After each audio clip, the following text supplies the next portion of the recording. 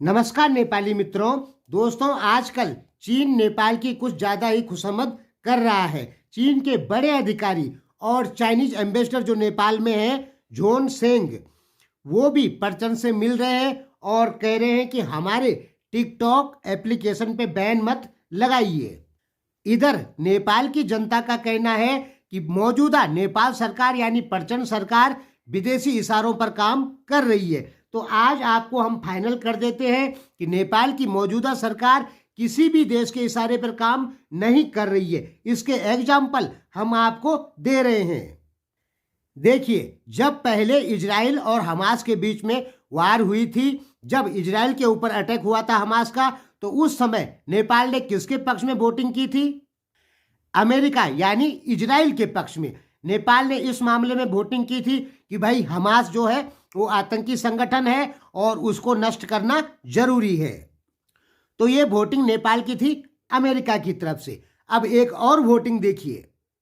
America ने UN में एक प्रस्ताव लाया कि फिलिस्तीन की जहां बस्तियां हैं, उन बस्तियों के बीच में इजरायली बस्तियां बसानी चाहिए।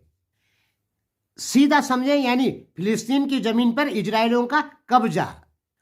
तो नेपाल ने यहां पर इजराइल के विरोध में वोटिंग की, अमेरिका के विरोध में वोटिंग की, और नेपाल ने यह सही भी किया, क्योंकि फिलिस्तीन की जमीन या किसी भी देश की जमीन को कब्जा नहीं करना चाहिए। इस प्रस्ताव में नेपाल ने इजराइल के विपक्ष में वोट किया, अमेरिका के विपक्ष में वोटिंग की। यानी सीधा कहें, नेपाल ने सच्चाई के समर्थन में वोटिंग की। और ये बात सही भी है कि किसी देश की जमीन को कब्जा नहीं करना चाहिए, और वहां पे यदि इजरायली बैठ जाएंगे तो रोज उनकी लड़ाई होगी। तो ये वोटिंग नेपाल की रही अमेरिका और इजराइल के विपक्ष में। पहली वोटिंग नेपाल की थी अमेरिका और इजराइल के पक्ष में कि आतंकवाद को नष्ट करना जरूरी है। अब नेपालियों का कहना है कि टिकटॉक को बंद कर दिया गया अमेरिका या भारत के इशारे पर, और नेपालियों का मानना है कि प्रधानमंत्री दाहाल जो है वो अमेरिकी खेमे के आदमी हैं। यदि वो अमेरिकी खेमे के आदमी होते तो दूसरी बार जो इजराइल के विपक्ष उन्होंने वोटिंग की, वो वोटिंग इजराइल के पक्ष से करते। इजराइल के विपक्ष में वोटिंग करके अमेरिका नाराज हुआ है। अमेरिका चाहता था कि नेपाल इजराइल के पक्ष से वोटिंग करे। यानी यहां पे साफ क्लियर हो गया कि नेपाल न तो अमेरिका की बात मानता है और न ही चाइना की बात मानता है। जो चीज सही है उसी के पक्ष में वोटिंग करता है। एक बार फिर समझ लीजिए, नेपाल की पहली वोटिंग किसके पक्ष में गई? इजराइल के पक्ष में कि आतंकवाद को नष्ट होना जरूरी है। दूसरी वोटिंग गई इजराइल और अमेरिका के विरोध में कि फिलिस्तीनी बस्तियों में इजरायलियों को नहीं बसाना चाहिए। यानी क्लियर हो गया आपको कि नेपाल अमेरिका की बात मानता भी है और नहीं भी मानता है। क्यों? क्योंकि जो चीज सही है नेपाल उसी के पक्ष में जाता है। अब टिकटॉक को बैन कर दिया गया नेपाल में। अभी हालांकि पूरा फैसला नहीं आया, लेकिन बहुत जल्दी पूरा फैसला आएगा। और चीन के बड़े अधिकारी, एम्बेसडर, सब नेपाली पीएम से बार बार कह रहे हैं कि भाई इस एप्लीकेशन को बंद मत करो। लेकिन इस एप्लीकेशन ने समाज में काफ़ी नफरतें फैला दी। हालांकि इससे कुछ लाभ भी है, अच्छी चीज़ें भी बताई जाती है, मनोरंजन का साधन भी है। फिर भी ये एप्लीकेशन कहीं ना कहीं समाज को आपस में लड़वा रही है, क्योंकि गलत पोस्ट होती है इन एप्लीकेशनों द्वारा। क्योंकि टिकटॉक पर कम्युनिटी गाइडलाइन स्ट्राइक का कोई नहीं देते हैं वो लोग।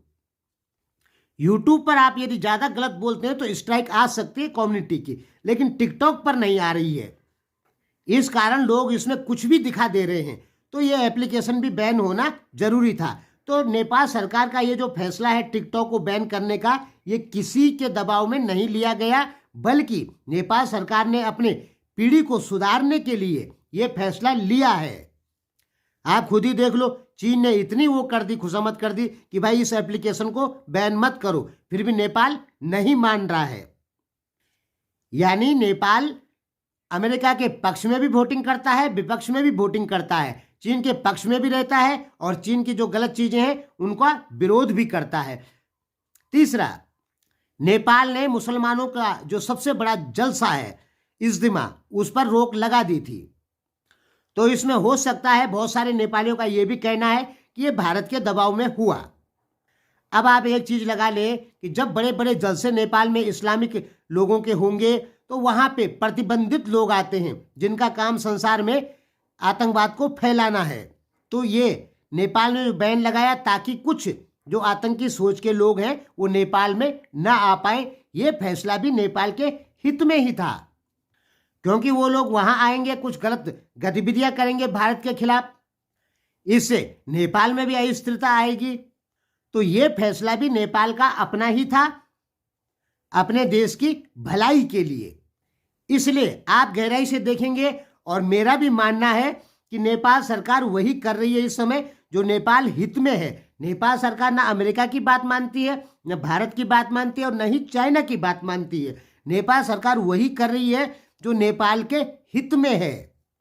अब नेपाल के कम्युनिस्ट लोग, चीन समर्थक लोग, भाई कम्युनिस्ट नहीं, चीन समर्थक लोग का ये कहना है कि नेपाल सरकार अमेरिका और भारत के दबाव में काम कर रही है। लेकिन दोस्तों, नेपाल की वोटिंग देख के पता लग रहा है कि नेपाल सरकार किसी भी देश के दबाव में काम नहीं कर रही है, बल्कि जो नेपाल हित में है वही काम कर रही है। अब आप चाहे कुछ भी बोले, हाँ इतना मैं जरूर मानता हूं कि नेपाल के ऊपर कहीं भारत का प्रेशर भी है, कहीं अमेरिका का भी है और कहीं चीन का भी है।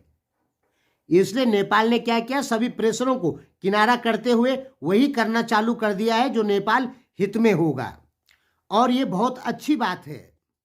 धन्यवाद।